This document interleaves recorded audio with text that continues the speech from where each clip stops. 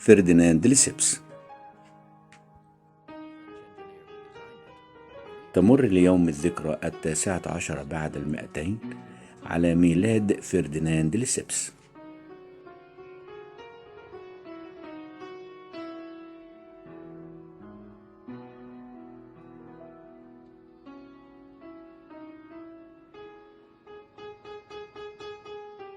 صاحب مشروع قناة السويس، وذلك في 19 من نوفمبر عام 1805.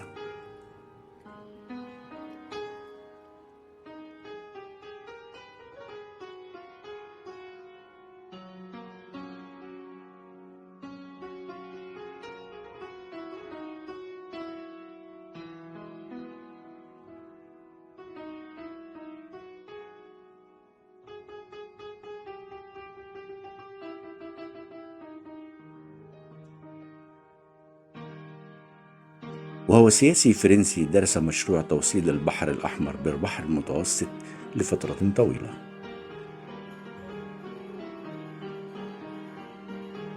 وحاول إقناع عباس باشا به فرفض، وحاول بعد ذلك مع سعيد باشا واستطاع تنفيذ المشروع. وأقيم لفرديناند ليسيبس تمثالا عند مدخل قناة السويس في بورسعيد.